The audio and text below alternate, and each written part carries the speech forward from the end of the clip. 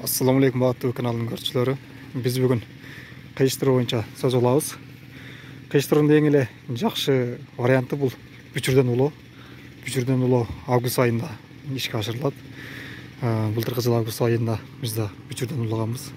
Пока результаты билине элек. Андан кийинки улоо бул жарма улоосу.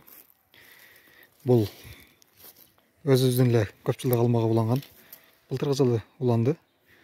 Бунун шагы Айдаркенден Зулпу Карабадан алып келинген. Бул Golden Delish сортундагы алма уланган. Көрүп турганыңыздардай өсүшү жакшы болгон. Байлоочу шак пайда болгон. Буну атайын кырккан эмеспиз.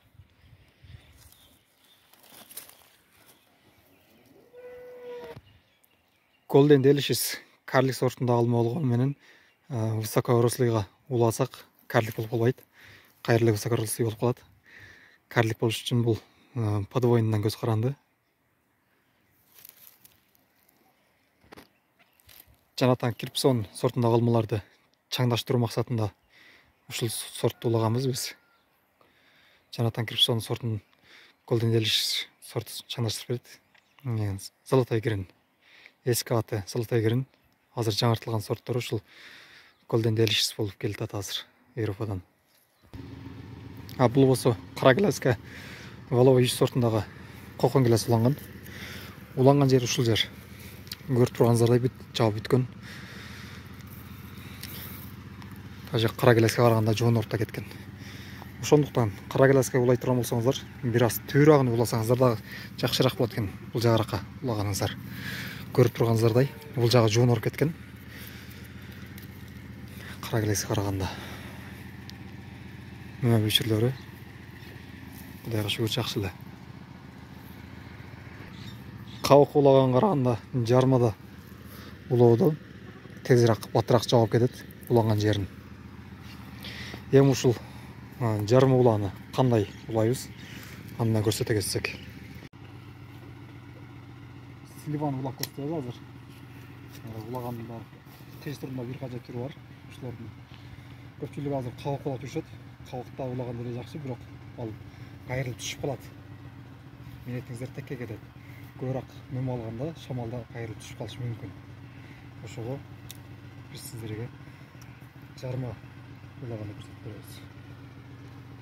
Ал үчүн тегиздеп кылабыз. Бул өзү кечки сорт. Сливанын кечки сорту. Кеч күздө пышат, сентябрь, октябрда пышып калат. Октябрга эмес, сентябрга пышат. Ошондо базарда былтыркы жылы 2022 жылы 10 сом 15 сомдон сатылды. Тешташта. Ошого мен буга азыр Анжелино деген Европанын сортун кыйыштырабыз буга. Анжелино деген сорт бул аябай жакшы сорттордон бири. Кеч күздө пышат, мөмөсү аябай чоң болот. Өзү бар нерсенин эле эң эрте пышканы, андан кийин эң кеч пышкандары жакшы болуп берет. Биздин Нока чергесине ошонун эрте пышканы туура келбейт.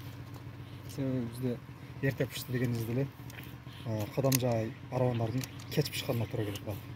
Ошондуктан нокаттыктарга сунуштарыбыз кечки сортту тегиңиздер. Кыйыштырганда ушу кечки сортту кыйыштырыңыздар. Ушундай кылып ички тарабын алып алабыз.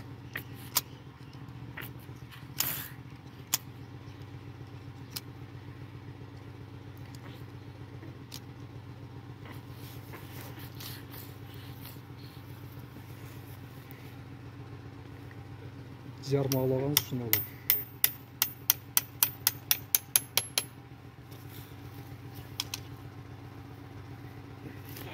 Мына бул жагын ички тарабына кабыгын алып салабыз. Сырты мындай кылат. Ошону эле киргизебиз ичкериге. Кабык бири-бирине дал келиш керек. Мына көрдүңүздөрбү? Бири-бирин дал келет. Анан бул жерге көпчүлүгү садовой бар сүйкөшөт. Бирок садовой бар күн ысыганда эрип кетет. Кайра зыян тийип калышы мүмкүн. Ал үчүн садовой барды азыраак сүйкөш керек. Бир аз эле, көп сүрткөн кереги жок. Биз садовой бардын ордуна элек ыкма ата бабалар колдонуп келген Бұлай деле сүртүп коебуз. Жарылган жерге, азыркы жарган жерге. Бул эч нерсе болбойт.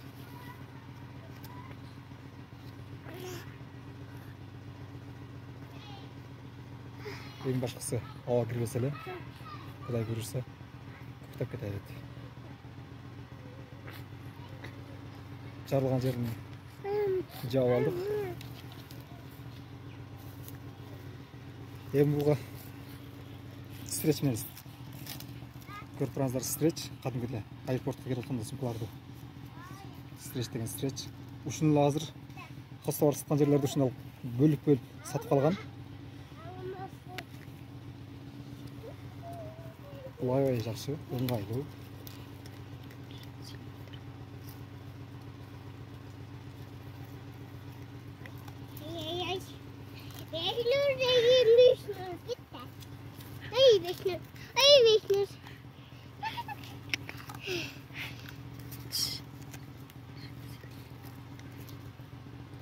Стреч менен орап салабыз.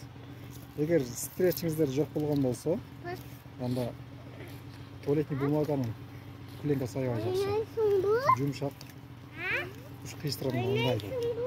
Эгер стречиңиздер жок болгон болсо, болбосо стреч жакшы.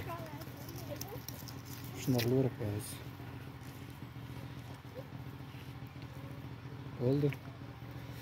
Буюрса результатын да көрсөтөбүз.